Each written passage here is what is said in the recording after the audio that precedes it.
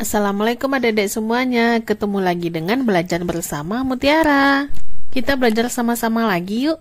Pelajaran kita kali ini adalah Bahasa Indonesia kelas 6 SD bab 4. Judul bab kali ini adalah Jeda untuk Iklim. Tujuan pembelajaran dari bab ini kalian bisa kenali masalah lingkungan dan krisis iklim di Indonesia dan dunia dari bacaan, serta mendiskusikan aksi-aksi yang bisa dilakukan untuk mengatasinya. Kalian juga bisa membuat rangkuman dari teks eksplanasi ilmiah dan bisa memahami infografik. Siap-siap belajar, kita hanya punya satu planet sebagai tempat tinggal, yaitu bumi. Planet inilah sumber kehidupan yang harus kita jaga sebaik-baiknya. Kalau kita menggunakan energi dengan boros dan meninggalkan jejak karbon yang banyak, satu planet tidak akan cukup. Kerjakan kuis ini di buku tulis kalian, hitung skor dari jawaban yang kalian pilih, angka di dalam kurung. Dengan gaya hidup kalian ini, berapa planet yang kalian butuhkan? Sekarang ayo kita jawab pertanyaannya. Ini jawabannya sesuai dengan yang kamu alami. Nomor 1, seberapa sering kalian makan daging merah? Misal jawabannya adalah C, jarang, maka skornya adalah 1. Nomor 2, seberapa banyak makanan kalian yang berasal dari sumber lokal, satu desa atau dalam kota? Nah, kalau misalnya kamu belanja masih di kotamu atau di desamu, jadi jawabannya adalah sebagian besar, nilainya adalah 1. Nomor 3, apa kendaraan yang paling sering kalian gunakan? Misalnya jalan kaki atau bersepeda, nilainya adalah 0. Nomor 4, naik apa kalian ke sekolah? Kalau misalnya jalan kaki atau bersepeda, nilainya juga 0. Ada berapa kamar di rumah kalian? Misalnya ada 3 kamar, maka skornya adalah 2. Berapa orang yang tinggal di rumah kalian? Misal yang tinggal di rumah ada 4 orang, skornya adalah 1. Nomor 7, apa barang baru yang kalian dan keluarga beli dalam setahun terakhir? Pilih semua jawaban sesuai dan jumlahkan skornya. Misal dalam 1 tahun terakhir keluargamu ada membeli ponsel atau tablet, maka skornya adalah 2. Nomor 8, berapa baju atau berapa pasang sepatu yang kalian beli setiap bulannya? Kalau setiap bulan kamu tidak membeli, maka jawabannya adalah 0. 9, jenis sampah apa yang kalian daur ulang atau kompos? Pilih semua jawaban yang sesuai. Misalnya ada makanan. Kalau makanan itu nilainya dikurangi 2. Nah, jika ditotalkan semua dari jawaban tersebut, total skornya adalah 6. Nah, setelah kita totalkan semuanya, ternyata skor kita adalah 5. Nah, skor ini berbeda masing-masing sesuai dengan jawaban apa yang kamu pilih. Jika skor kalian lebih dari 22, kalian mempunyai jejak karbon yang lebih besar daripada rata-rata penduduk bumi dan gaya hidup kalian tidak berkelanjutan. Jadi kamu membutuhkan 3 planet. Jika skor kamu 6-21, kalian mempunyai jejak karbon mendekati orang kebanyakan. Gaya hidup kalian masih cukup dan berkelanjutan. Kalian perlu 2 planet. Nah, bagaimana dengan skor kita tadi? Skor kita kurang dari 6. Kalian mempunyai jejak karbon di bawah rata-rata. Selamat, kalian cuma perlu 1 planet atau kurang. Artinya kalian sudah mempunyai kebiasaan-kebiasaan atau aktivitas yang ramah lingkungan. Siapakah teman di kelas yang memiliki skor paling sedikit? Kalian harus mencontohnya. Mintalah dia untuk menjelaskan gaya hidupnya. Memirsa dan mendiskusikan poster. Perhatikan poster berikut ini. Apa yang kalian lihat? Emosi apa yang kalian rasakan ketika melihat poster ini? Apa maksud tulisan di poster "Selamatkan Bumi Ini"? Setelah melihat poster ini, apakah kalian tergerak untuk mengikuti ajakan si pembuat poster? Lihatlah gambar pada poster, itu adalah gambar planet bumi yang meminta tolong karena banyak karbon yang dihasilkan dari bumi. Lalu ada ajakan "Selamatkan Bumi Ini". Tentunya kita harus menyelamatkan bumi ini karena kita tinggal di planet bumi. Membaca teks eksplanasi.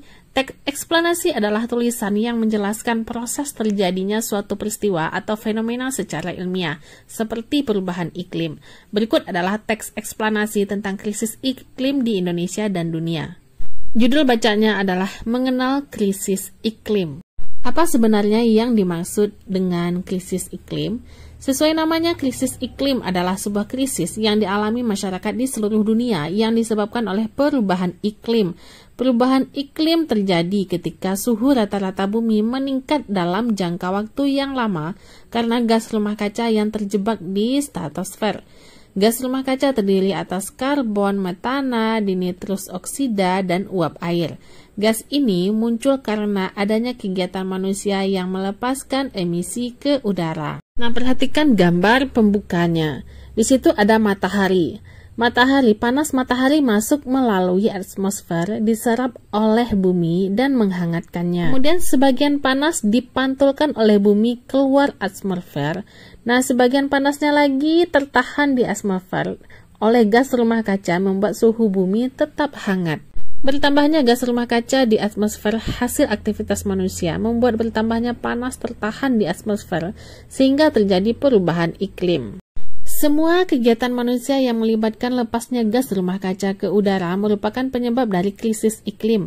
Kegiatan yang paling parah adalah penggunaan energi yang berasal dari bahan bakar fosil karena bahan bakar fosil memiliki kandungan karbon yang besar.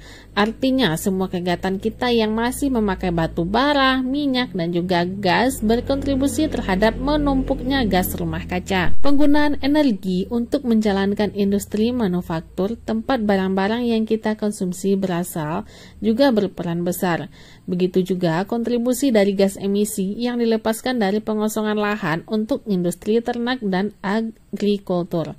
Transportasi khususnya yang menggunakan emisi tinggi seperti pesawat terbang juga berpengaruh terhadap besarnya gas rumah kaca. Dampak perubahan iklim jauh lebih besar dan lebih rumit dari sekedar cuaca panas. Cuaca panas ekstrim sendiri di beberapa tempat akan berdampak pada kesehatan dan kelangsungan hidup manusia, bahkan sampai kematian. Akan tetapi banyak juga dampak selain itu. Salah satu dampak yang paling mengkhawatirkan adalah naiknya permukaan laut. Suhu yang meningkat akan mengakibatkan bongkahan es di Arktik meleleh sehingga volume air laut dunia meningkat. Sebagian besar kota-kota penting di dunia terletak di pesisir. Kota-kota tersebut terancam akan tergenang bahkan tenggelam pada masa depan. Cuaca panas juga menyebabkan biodiversitas tidak seimbang. Banyak spesies tumbuhan dan hewan yang tidak bertahan di cuaca panas ekstrim. Akibatnya rantai makanan terganggu. Selain pengaruhnya bagi keanekaragaman hayati, ini juga mengancam pasokan makanan. Suhu laut yang memanas diprediksikan akan mengurangi sebagian besar spesies dan stok ikan di lautan. Kemarau berkepanjangan dan hujan juga akan sangat mengganggu kegiatan pertanian yang merupakan sumber pasokan makanan kita semua. Dampak yang paling mengancam dari krisis iklim adalah langkanya bahan makanan, air bersih, dan tempat tinggal layak akan menyebabkan jutaan orang harus mengungsi ke tempat lain. Diperkirakan krisis migrasi akan terjadi pada masa depan dikarenakan krisis iklim. Konflik antara suku, agama, negara, dan kelompok kepentingan lainnya juga bisa jadi lebih parah dikarenakan sumber daya alam yang semakin berkurang. Lalu, apa yang bisa kita lakukan untuk menghentikan krisis iklim ini? Ada beberapa hal yang bisa kita lakukan bersama-sama agar krisis iklim ini tidak berlanjut. Salah satunya adalah dengan mengurangi konsumsi. Pola hidup berkelanjutan adalah salah satu hal yang digalakkan oleh beberapa pemerhati lingkungan di dunia. Daur ulang, beli baju tahan lama, efisien dalam berpergian, konsumsi produk lokal, mengurangi bahan makanan tinggi emisi seperti daging merah, dan efisiensi penggunaan listrik adalah beberapa hal yang bisa kita mulai lakukan. Gaya hidup konsumsi tinggi, apalagi konsumsi cepat, sangat berhubungan dengan penggunaan energi. Semakin banyak yang kita konsumsi dan semakin cepat kita mengonsumsi lagi, semakin banyak permintaan untuk produksi, dan energi yang dibutuhkan untuk memproduksi akan lebih tinggi. Idealnya, energi terbarukan atau energi bersih menjadi sumber utama energi kita. Sayangnya, transisi menuju energi terbarukan masih sulit karena terbentur harga, akses, dan usaha bersama dari berbagai pemangku kepentingan. Nah, banyak kosakata baru yang kita temukan pada bacaan tadi.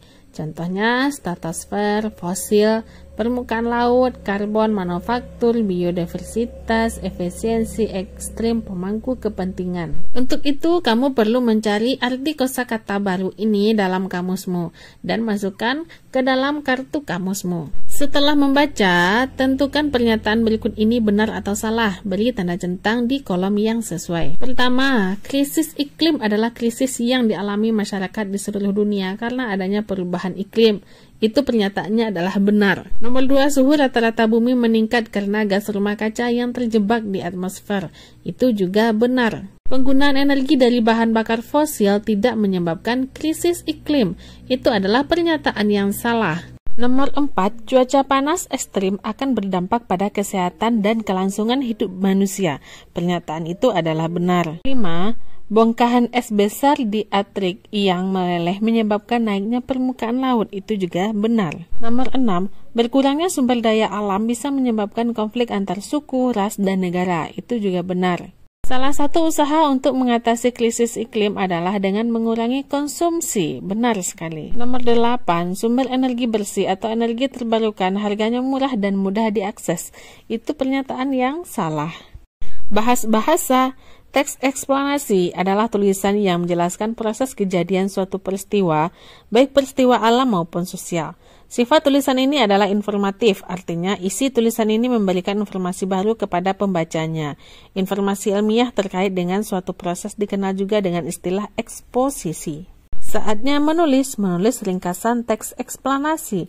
Langkah-langkah membaca seluruh teks dengan seksama, mencari ide pokok atau gagasan setiap paragraf, menuliskan ringkasan dan memeriksa kembali ringkasan dan mengedit sesuai PUEBI atau Pedoman Umum Ejaan Bahasa Indonesia. Yang perlu diingat, menulis kalimat dengan tanda baca, ada tanda titik, koma, tanda tanya, tanda seru, dan tanda petik sesuai dengan fungsinya. Lalu menuliskan kalimat dengan spasi di antara kata. Menulis kalimat dengan huruf kapital di awal kalimat. Jangan lupa ya hal-hal itu.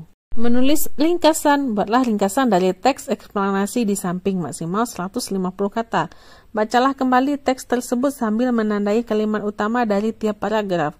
Selanjutnya kamu bisa menulis ringkasan dengan memasukkan gagasan utama dari setiap paragraf dan ditambah kalimat pendukung yang dirasa penting. Setelah selesai menulis ringkasan, baca sekali lagi dan perbaiki ejaan yang mungkin salah. Nah, setelah kita meringkas, kita mendapatkan hasil ringkasan, contohnya seperti ini. Krisis iklim adalah krisis akibat perubahan iklim, yaitu ketika suhu rata-rata bumi meningkat dalam waktu yang lama. Penyebab dari krisis iklim adalah seluruh kegiatan manusia yang membuang gas rumah kaca. Contohnya, antara lain penggunaan bahan bakar fosil pada kendaraan. Perubahan iklim berdampak buruk pada kelangsungan hidup manusia. Cuaca panas yang ekstrim bisa menyebabkan kematian.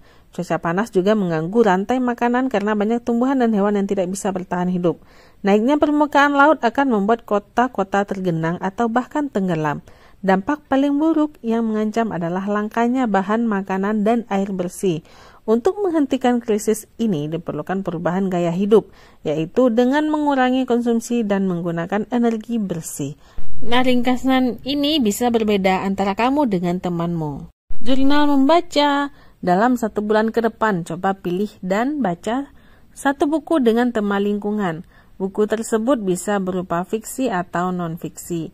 Setelah menyelesaikan membaca di waktu luang, catat data buku yang kalian baca dan kesan kalian rasakan di jurnal membaca ini.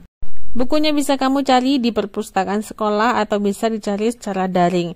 Nah, inilah contoh-contoh buku dengan tema lingkungan dan krisis iklim. Kalau tidak menemukan buku-buku ini di perpustakaan atau toko buku, maupun daring maupun luring, kalian boleh membaca buku-buku lainnya. Masih banyak hal yang akan kita bahas mengenai iklim ini.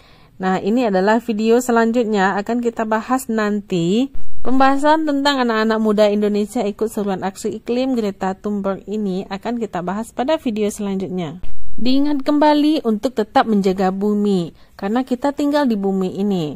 Maka, jadilah sahabat bumi. Berikut adalah cara-cara untuk menjadi sahabat bumi. Di antaranya, peralatan makanan nirsampah. Kita bisa mencucinya kembali dan memakainya lagi. Bawa tas belanja sendiri, karena dengan membawa tas belanja sendiri, kamu bisa menghemat plastik. Lalu, untuk makanan sehari-harimu, pilihlah makanan berbahan baku lokal.